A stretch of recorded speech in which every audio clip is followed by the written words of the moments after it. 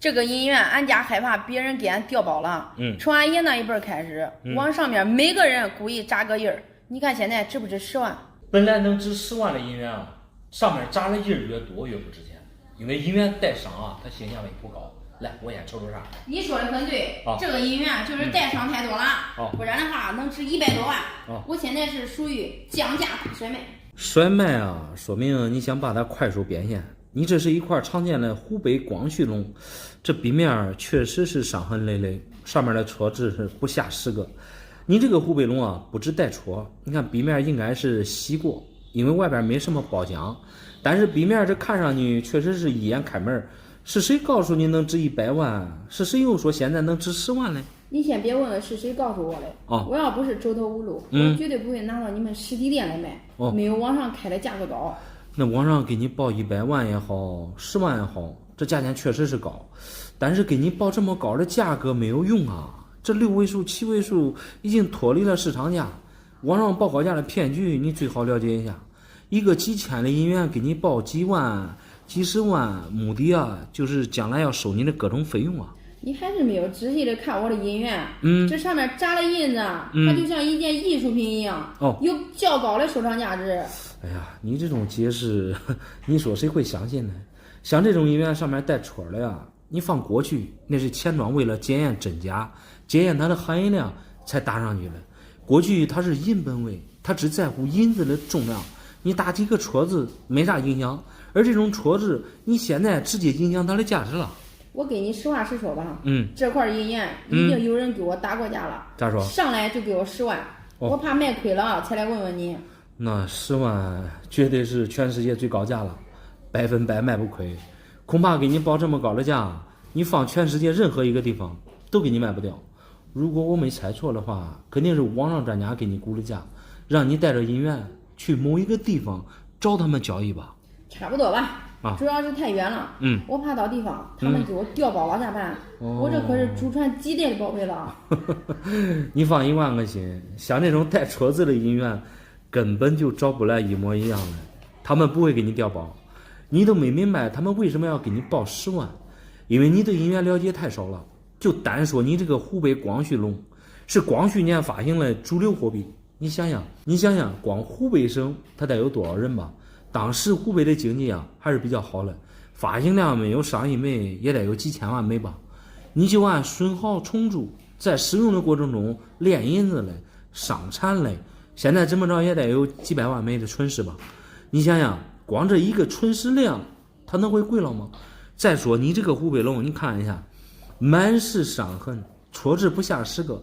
再说句不好听的，这壁面不带戳的湖北龙现在市场价才几千块钱一个，你说就你这个品相就这样子，我给你估一个大概的市场价吧。目前我最高能看到1500左右。1500？对，你们实体店价格确实低，和网上足足差了60多倍了。难怪你们3年不开张，开张吃3年。哎呀，事出反常必有妖。像这种常见的银元，本来它的价格就非常透明，没你想的那么高的利润。3年不开张，开张吃3年，那都是过去不发达、没网络的年代，在别人手里边捡漏大真，而非你这种常见的银元。你千万别信口雌黄，我这银元可不是常见的啊！别人首席鉴定师都给我看过了，最低能给我10万。哎呀，给你10万，还是刚才那句话，10万他给你卖不掉，因为他们网上估高价的骗局啊，就是让你先过去。然后趁机忽悠你口袋里边的钱，因为你啥都不懂，你也现在也想急需拿到10万块钱，所以你到地方要给他们做出很多妥协。至于能值多少钱，我建议你啊，去实体店去问问价，再看过吧。啥都不说了，我还是找给我10万的卖去吧。那好吧。今天3八女人节嘞没想到呀，俺对象送我一份厚礼你看他家这个传家宝能值几十万。你别闹了。这是啥传家宝啊？我看着像一个银砖，这几十万的股价从何而来？因为是古董呀。刚开始给我的时候可没有这么白呀。我花了100块钱，专门请那个焊那个防盗窗的师傅，帮我又烧红洗白了。你一点收藏常识都不懂啊！它即便是古董，这外边的包浆被你一烧也给烧残了。看造型和古董挂不上边儿，因为过去的银砖银锭没有长这样来，而且这上面也没有落款。那对象跟你的时候咋说嘞？他说要送给我一个惊喜，给钱买手镯都太俗了。他说真情恒久远，白金来相伴。就把这块金砖送给我了。那这个对象确实有嘴滑舌了，他这个语言艺术表达的淋漓尽致。人家都说宁毁三座庙，不毁一张婚。你这东西我没法给你鉴定，你就实话实说就行了。我准备把这个传家宝卖了，给我弟弟付个新房的首付，看能值几十万吧。那卖男友的传家宝给弟弟付首付，你这想法很危险。别说你没结婚，你就是结婚了，拿着男友家的传家宝去帮娘家人，这很容易造成你们情侣之间感情不和。谢谢您的提醒，我知道你是为我好，对，但是我找对象的目的就一个就是希望他能像我一样帮我弟弟一把，因为我家里条件不是太好。你这是典型的伏地魔，你即使对吧？你知道和弟弟亲，帮弟弟得有度。如果家庭条件好的话，尽量和男朋友商量着帮。何况你这还没结婚，你就要变卖男友家的传家宝，首付几十万也不是小钱啊！你可不能因为帮弟弟影响到你自己的感情了。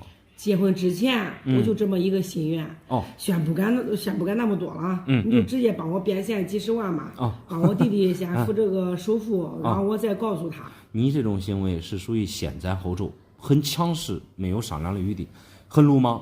但是好在你这个并不是古董，更不是白金。白金分为8金、铂金。第一个颜色，这个白金不长那样，没有这么白。朱银在高温的情况下越烧越白，而铂金、8金它是越烧越黑的。你看那个焊防盗桩的那个火，它也烧不化白金。从颜色上看不是白金。另外从重量上来区分，咱先称一下重量。这只有520克。520克真是白金中的任何一种，密度其实它和黄金不相上下，所以说从这2个点否定，这就不是白金。不是白金？对，那就太失望了。人家都说白金贵，那这一次钱恐怕不好凑了。好歹是个古董，你帮我估估价吧。是白金恐怕也值不了多少钱，因为现在的白金都很便宜。另外你说的是古董，可能会让你更失望，因为过去银锭它不长这样，这上面也没什么落款，也就无从考究了。这东西你看也烧白了，烧白反而看得更清楚。我看也就是一块银砖，含银量能看到99%以上，就这么点的重量1斤。说实话，刚开始我也怕你听到价值跟人到对象闹别扭，这我也不敢给你鉴定估价。现在这个银价你就按6块钱一克，1斤乘以6，大概这个价值也就几千块钱。不会就说这么一点钱吧？对呀，你这说出去恐怕得让人笑掉大牙。别说给我弟弟买房了，就是答应送他最新款的手机也不够买的呀。对呀，你不要过分的宠爱恁弟弟又是付首付，又是买新款手机，你这样许来许去只会给你平添压力。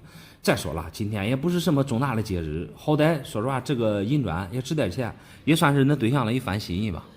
这点钱太丢人了。这我马上卖了，我还得去找他的麻烦必须得让他给我弟弟买房。都给你搁这吧。这个东西我真要不了，好歹这是恁对象的传家宝，你这唐突的给他卖了，再去给他干一架，太划不来了。既然不值钱，你倒不如不动声色了，给他拿回去，还还给他。你算了，我让你太上话了没事。我这回去呗，我还得找他的事儿。冷静处理就行了，冷静处理。好，谢谢你。没事。听说现在黄金涨价了，你给我看看我这300克黄金值不值15万？朋友3年前借我10万块钱，这是抵押给我的。如果是真正的黄金，300克的重量绝对值15万。但是我看你这金砖有些地方都露白了，这么大个头，重量只有区300克吗？317克整。我用电筒都称过了，露白可能是时间长氧化了，反正是5年前抵押给我的金砖，现在都失联联系不让他了，我准备给他卖了。借你10万抵押一块金砖，你当时就应该找专业人士检验一下真假。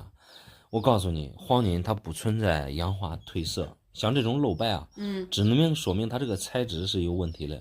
无论什么样的朋友，只要抵押黄金，你都应该第一时间拿大半钱把它给剪开。好好的金砖剪开确实是有点可惜了。再说这金砖又不是咱的，毕竟他是借10万块钱抵押给我的。我发现你这个人钱后矛盾，你不剪开咋知道里边是不是黄金呢？黄金它又不是古董，样子好看了，品相完整了，它能多给你点钱。你就是把它剪了稀巴烂，它能值多少钱都是按重量来算的。这5年失炼之后，你这不是拿出来准备给它变现吗？刚开始我不是不知道吗？我昨天不是去金店卖的时候吗？他们非得让我烧，我肯定不能让他们烧啊，给我烧坏了咋办？对不对？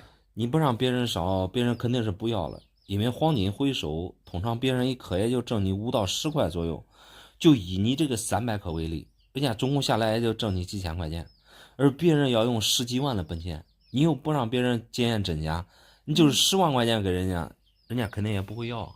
再说我10万块钱肯定不会给他嘞，我这好歹也是10万块钱抵押了呀。这5年呢，10万块钱放到银行，多少也得给我点利息吧？你说这话没毛病，10万块钱你放银行存5年，利息没有多，肯定也有少。对呀，关键是你这个朋友现在失联了，你这个金砖，我看着是不对。你不能说不让火烧都不对，不就漏点白吗？再说了，人无完人，好像这东西嘞，对不对？你还是没发现这个金砖有蹊跷啊？第一个个头有这么大，有这么厚，如果是真正的黄金，按它的比重来说，最起码得有1斤重，300克的重量很明显是不够了，这是第一个蹊跷。第二个就是金砖，你看露白，这说明里边的材质绝不是黄金，很有可能是镀金。老板，你果然是毫不眼力啊！今天用光谱仪已经检测过了，咋说？含金量只有区区几而已。他们说是金包银。金包银可能谈不上，金包银顾名思义就是用黄金包裹一层银，然后从你这个露白的地方看，你看这个地方，包括这个地方，你看都很薄，只有薄薄的一层，这最多是电镀一层黄金，因为金包银它最起码用金皮包裹而成。再说句不好听的就以你这么大的金砖为例，怎么着也得用上4克、5克的黄金，而露白的地方显示非常薄，估计半克的黄金也没有，可以说全都是银子。没有这么夸张吧？大不了把上面的黄金提炼下来这还不是可以当黄金来用吗？你想啥嘞？如果真是镀金的话，即使上面有半克黄金，谁也给你提炼不下来。你不要再动歪门邪道的想法了，毕竟你这是抵账，对吧？抵10万，你取下来半点黄金，对你来说也没多少用啊。我知道没什么用，也就是出于好奇问问你。如果真像你说的这样，那只能怪我交友不慎了。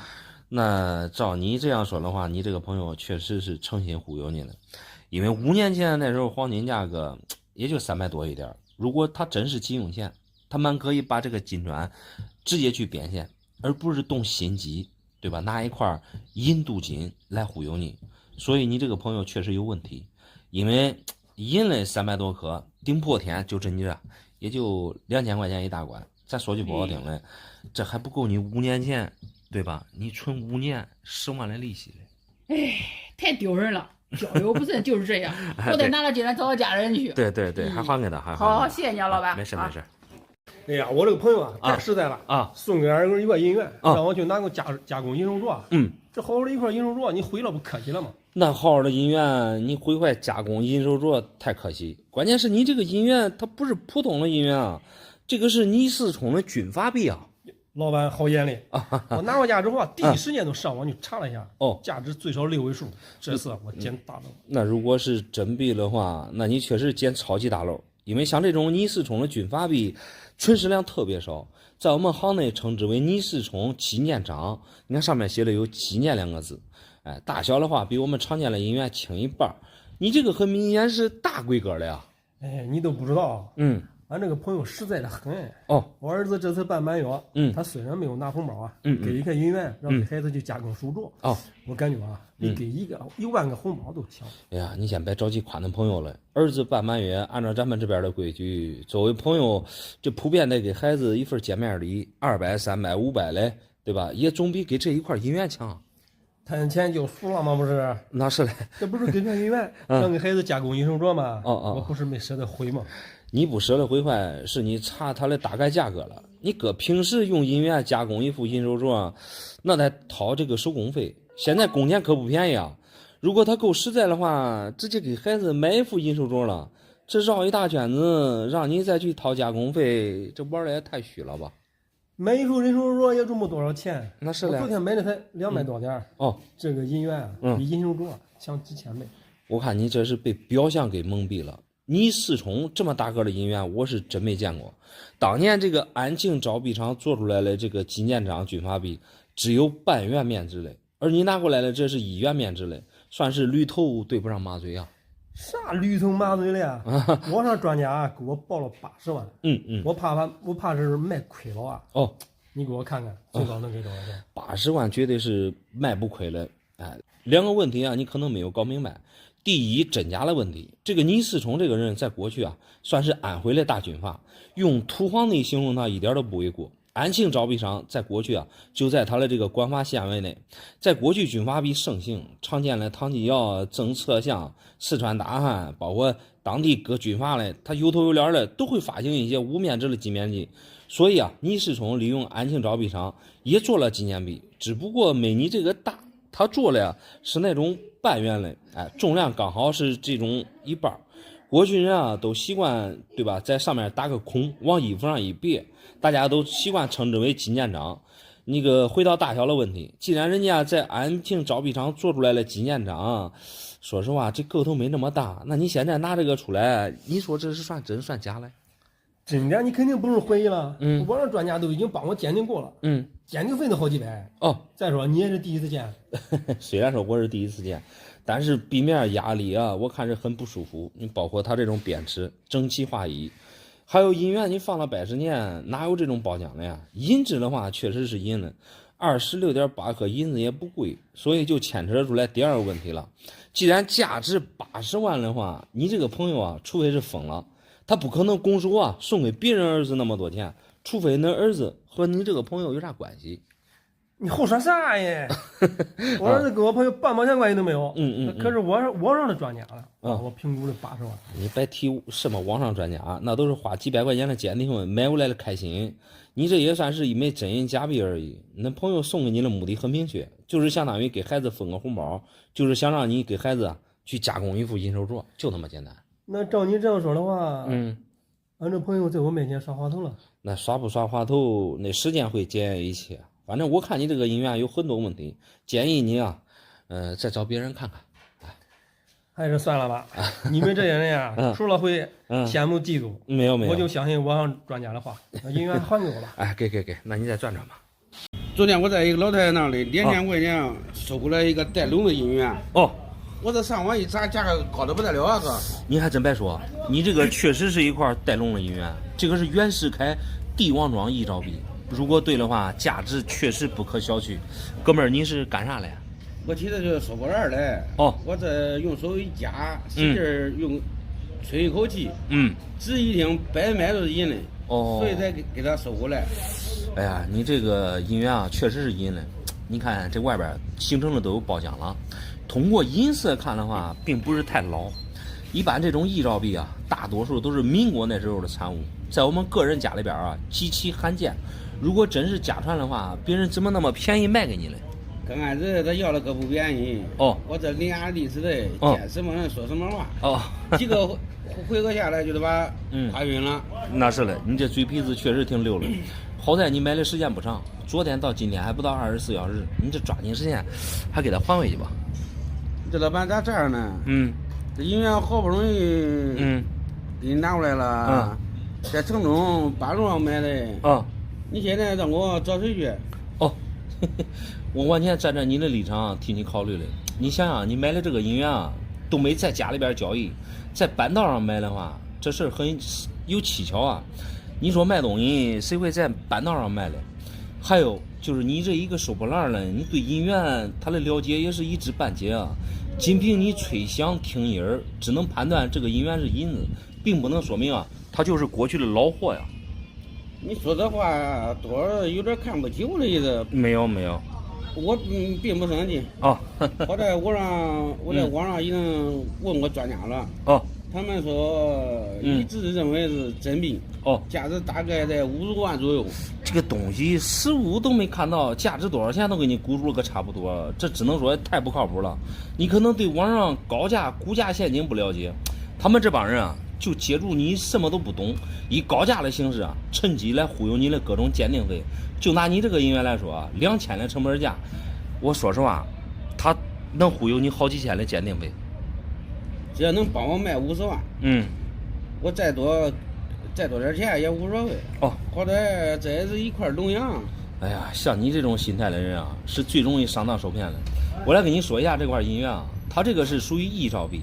一兆币啊，就是在民国那时候啊，我们个人通过想象，联合造币厂做出来的银元，也就是说不属于流通货币。你搁现在来说，发行的目的就是为了收藏，所以市面上大家都没有见过，加上它也没什么面值。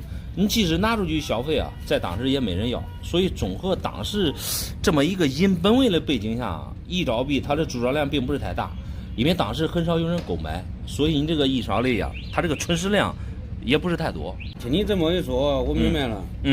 量少的意思就是值钱。对，本身带龙的银元就比较少见。你说的也正好相反，军阀币里边其实有一个原像飞龙。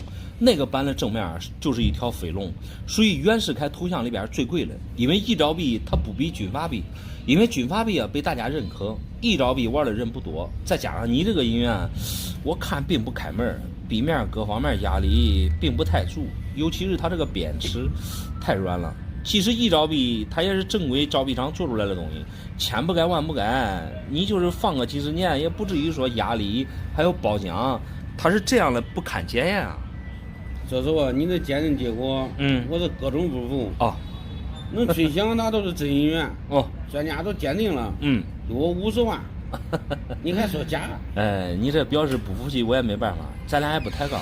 我说假，也没否定它不是银的，只不过各方面看着不倒带而已。跟你说了那么多，其实我是站在你的立场替你考虑的。本身2000块钱都已经打水漂了，你再幻想着去卖几十万。只会让你这个口袋里边的钱越掉越多，东西还是你的，你千万可别为了这块币再多花冤枉钱了。算了，无论你说什么我都不相信你的鉴定结果，我还得找专家老老实卖我的50万去。好吧，慎重啊，兄弟。一般人我可不敢让他看俺家祖传的金锭。听说现在黄金涨价了，你帮我看这2斤的金锭值多少？黄金即使涨价，一般祖传下来的东西也不能乱卖啊。黄金的金锭，真大个都是才2斤重吗？我用俺家卖菜称过了，2斤还高一点嘞。大概重量是2斤多，是不是得用电子秤精确到0.0几？精确到0.0几倒不必，即使你这个锭子是黄金啊，绝对不能按重量去算。我看你这个锭子保存的挺好，背面你看还带蜂窝，确实有些地方泛黄了，字面刻了有25两的铭文。这谁告诉你是金锭啊？这是俺妈告诉我嘞。其实这个之前是俺老太爷留下来的。农村人不知道这咋放，之前都放房梁上面。你在哪放着都无所谓，只要安全就行了。因为在古代啊，黄金无大锭，也就是像这么大个的金锭啊，基本上没有。你这一个女孩拿过来，这是咋回事？我今年才大学毕业，准备在城里面买套房。俺妈都把这个金锭交给我了，说卖了看看能不能买套房子。那如果是金锭的话，全国各地范围内都可以买房。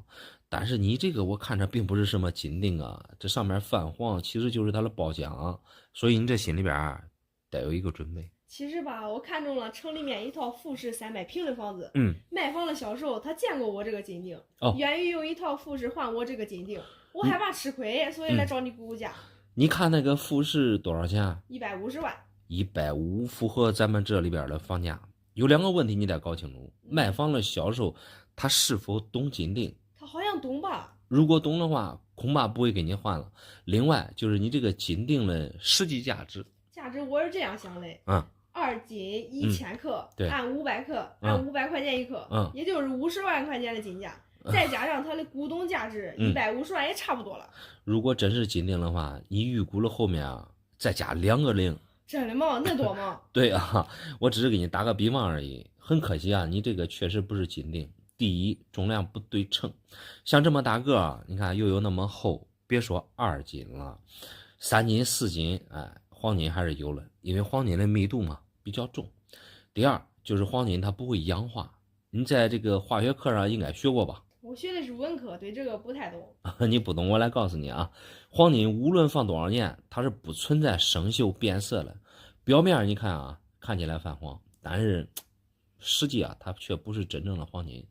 第三，如果你这个是金锭的话，绝对不会有这种蜂窝，一般只有银锭在浇筑的过程中，由于温度的差异才会形成蜂窝。最后一点就是你这个锭子上面刻了铭文，虽然说这个字体啊整体上看上去有点潦草，来看一下这几个字，细银。过去的细银就相当于是纯银的意思，重量是25两，所以综合而言，你这个并非是什么金锭，而是25两重的银锭一个。不会吧？这怎么可能是银锭嘞？你再帮我好好看看，这个东西究竟能值多少钱？从金到银啊，这个价格就大打折扣了。银子自古以来它都很便宜，1000多克的话，加上古董的溢价，现在我大概估一下，也就1万多块钱的样子。才1万多块钱？对对。那这买房子的话太少了。那肯定了。那个卖房的销售，如果他应该不懂，如果他执意要换的话，我不用考虑，我直接给他换了。你拉倒吧，一个房产销售，你想想他手里边能有多少钱？你知道鉴定？难道他拿着你的金锭，他都不知道鉴定吗？对吧？这我就不知道了，他有可能是自己收藏嘞，我再去找找，我再去找他碰碰运气试试。1万的东西啊，他为了这个东西，能会给你买150万的房子吗？我感觉你还是谨慎一点为好，别付完首付之后，对吧？这个金锭他再不要了，那你就麻烦了。防人之心不可无，害人之心不可有。再说吧，我找他去。谢谢老板啊。没事没事。俺母还没我聪明呢，你竟然比我能挣钱你看看我这10根金条顶100万不顶？大爷，你这哪是啥金条啊？这想卖100万有点难啊！看样子这倒像是银条，这东西哪来的？昨天俺发小提炼的他说这一根给我顶25万。你看这多软往弄，软得很不是白金，这是啥东西？你自己看看。软就对了，你像我们常见的银子，它也比较软，白金我们一般人提炼不出来。看成是像银子，那发小这个人确实聪明，应该是他工具有限，他这个提炼的造型可以看出来，一根25万夸张了。那发小是干啥的呀？他都是一个平常的电工，这几年跨界了，干起了收破家电的生意了。没想到他竟然能发大财现在。那是嘞，人啊，这个聪明与否无所谓，只要脚踏实地能干一行爱一行，时间长了，对吧？沉淀下来了。都能挣钱，你也别给我争这个。没有他一个的普通电工，平常收点破旧家电，他还能他还没我聪明的，说实话嘞，他凭啥穿名牌开小汽车住高楼哎？哎，大爷，你这很明显是羡慕嫉妒恨了。人聪明啊，得用到这个正点子上，对吧？电工是他的一门手艺，收破烂里边大有文章。你像各种电器里边含了有金、有银、有铜。这些银条8成就是他从那个接触点上取下来的。我今儿拿到4根，你知道他家里有几十根嘞？一根顶25万，几十根都顶几百万呢，你知道不知道？25万一根太夸张了，这一根半斤左右呗，4根也就2斤重。现在的银子你也知道，才几块钱一颗，对吧？除去成本，反正是有钱挣，但绝对不像你想的这几百万之多。你别羡慕，把自己的事做好就行了。你别误会啊！没误会。他说他绝对不是空穴来风。有没有可能是古董？是不是过去白金？你看看。你大爷，你打住吧！你拿的这4根是银条，绝对不是过去的白金。过去没有白金，现在提炼白金啊，温度较高。我们个人啊，尤其是那发小，水平啊、工具啊都有限，而且这颜色比重都不对，所以不是白金，是银子。你这聪明，你应该能看出来啊！我们昨天在一起喝酒的时候反正他说现在他手里有钱的很准备到年底在县城里买楼买房。这是不是他偷别人家的东西？大爷，你这想象力太丰富了。我给你吃个定心丸吧。如果说是过去的古董啊，根本不可能。第一个，你像这个古董材质没有这样式的，这一看啊就是个人熔炼的。第二，同样是银子，如果说他拿别人的古董啊，价值比这个高几十几百倍。第三个，提炼的银子没有你想象的那么简单，这半斤啊得从那个废料中提炼出来，得几十几百个那个旧家电。说实话，在县城买房有可能那发小啊吹牛，反正有这里边的因素。人家都说酒后吐真言，他这几年都说挣到钱了。哦，反正我感觉这里面有问题。这能有啥问题啊？无非他就是在你面前炫富了而已。你想想，一个收破烂的，无非对吧？他也就是他的家当也就那几十根这银子，哎，这4根我给你按2斤1000克算，6块钱一克，这4根最多也就几千块钱。啊，才几千块钱？对，真的假的？你真的，我吓我一跳啊！我还以为是几十万呢。没有。我想他也不可能发财啊。他听你这话意思，你这是失望还是开心嘞？这朋友发财不好吗？是不是？他吹牛就行不行啊？吹牛不行，真发财也就算了啊。我回去得好好的修罗你这家伙。你的心态，我看大爷，你的心态有问题。给这东西还拿回去，我还还给他了，还还给他，羞辱都算了啊。好。不是我看不起俺公公婆婆啊，拿2块带龙的银元当压岁钱送给俺俩姑娘，这是典型的看不起我啊！这是。恁这里边是不是有啥误会？现在带龙的银元可不便宜啊！来，我看看啥呢？就这点银子，它能贵到哪去？关键是送给女孩子不合适啊！女孩子就应该送那种带凤凰的呀，那种。你这2块确实是龙样，一块北洋，一块甲辰，状态还不错。你可能对银元不懂，这个银元啊，压根儿就没那种带凤凰的。我都不知道该咋跟你说了，你先看看真假吧。别咱俩这说了半天，在这假了就尴尬了。首先给你吃个定心丸啊，这2块龙洋都已经评级入盒了。这搁着盒子看的话，这都是一眼开门的状态，而且2块龙洋这状态还不错。拿这2个给孩子打压岁钱，绝对是大材小用了。再说了，爷爷咋可能会忽悠自己的亲孙女呢？不加油咋着嘞？这明显是给俺姑娘就是在针对我。你都不知道，俺公公婆婆总是针对我。啊，针对你，这是不是你多想了？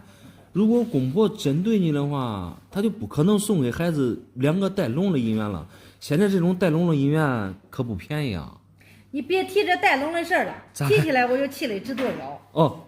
我就是给他生了俩姑娘，他拿这俩带龙的，他就讽刺我嘞。现在观念都放开了，生男生女啊，其实都一样。你说到讽刺啊，其实真没有任何依据，因为过去你看清朝的银元，基本上都是这种带龙的。在过去啊，这种银元就是当时的流通货币，就相当于是钱，并没有男女之分，也没有那种像你说的带龙的了啥了，你误会了。我嘴皮子也说不过你，我就是感觉他在针对我。人家当长辈的都是包500的大红包，你看看这一个值不值200？200肯定现在买不到。你不要总感觉这个银子不值钱，这可比500的大红包强多了。你现在随便买一块袁大头都得1000多，因为这个北洋啊和这个甲辰相比，存世量大嘞，其实是这种甲辰。甲辰啊是典型的江南8个有纪年里边发行量最多的。甲辰有一个特征，在8个有纪年里边啊，壁面是属于全身大，尤其是你这个，你看字面也是全身大，而它这个龙鳞呢，也算是非常漂亮，可以说是没什么磨损，满龙鳞，壁面多少有一点包浆吧，反正我是没看到任何毛病。仅凭你这个状态给你估价的话，我个人认为啊，4000块钱绰绰有余。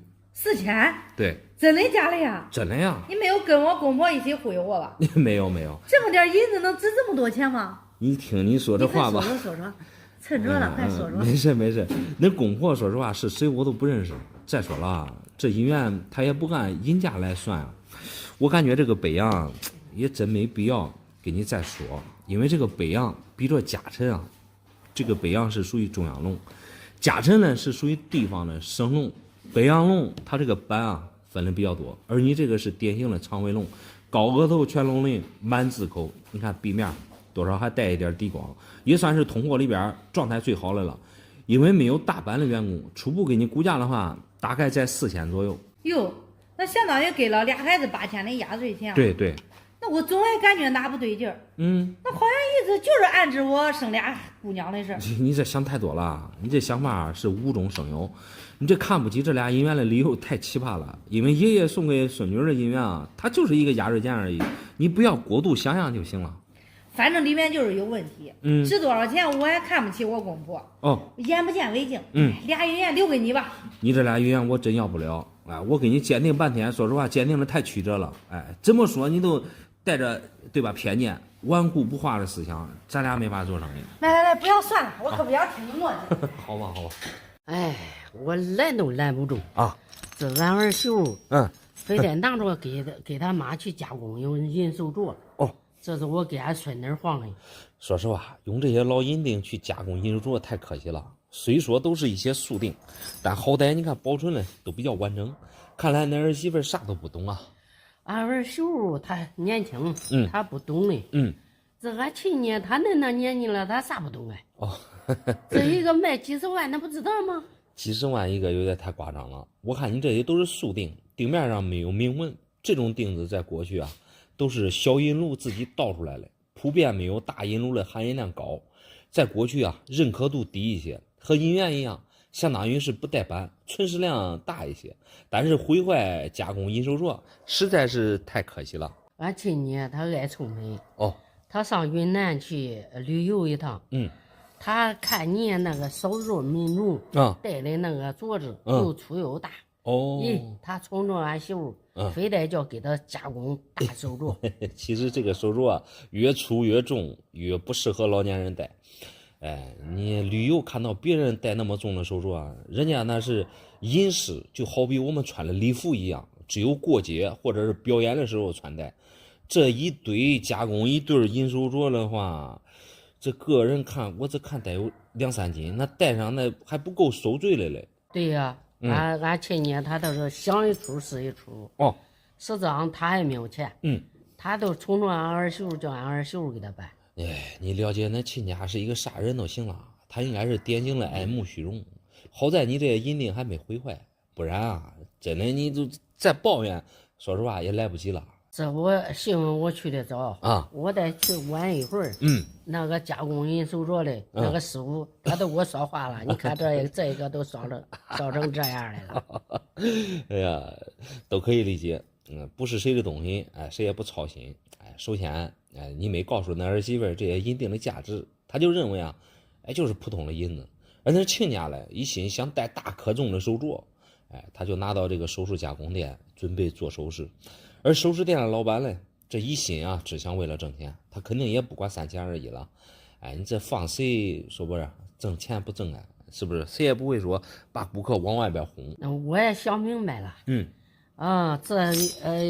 卖我叫他卖了他。卖了我手里换个几十万块钱不香吗？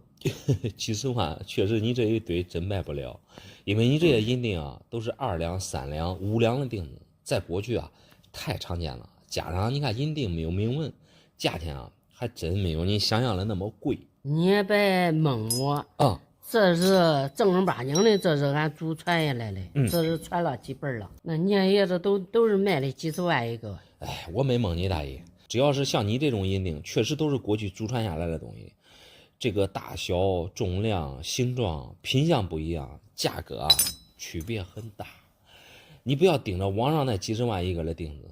你这些和他们区别很大，几十万一个了，都是那种50两的官锭，重量上来比了，就比你这，是你的20-30倍之多。大小的话，我这一只手，一次只能拿一个。50两的官锭，人家锭面上，字口清晰，包浆温润，锭形漂亮，它自然有人愿意出几十万买回去玩。而你的这些，从观赏程度上，你自己来看看，这锭面太丑了，要形没形。而且嘞，还没字口。我这含银量高啊。正儿八经的这是雪花银啊，正儿八经的这是老古董。你说的对，就是因为你这些银锭是过去的，至于它这个含银量，其实就是雪花银，确实是雪花银。但是银子不争气的是啥吧？就是它这个价格一直没涨上去。你像现在的银子，才6块钱一颗。你多少有点古董的属性，所以你这些银锭现在大概啊也就几千块钱吧。你可拉倒吧你才给我几千块钱。对，嘿嘿，这我这管卖几十万了，你给我几千块钱几十万恐怕现在有点难，不过没关系，你先慢慢等，早晚有上涨的那一天。银锭还放好，千万别再交给那儿媳妇了。这回怪加工金手镯太可以了。我叫你看的意思，我都是说的，关键给你的，你给我的太少了。这几十万真弄不成，给你还收起来，还收起来。我都搁还放进来。哎，对。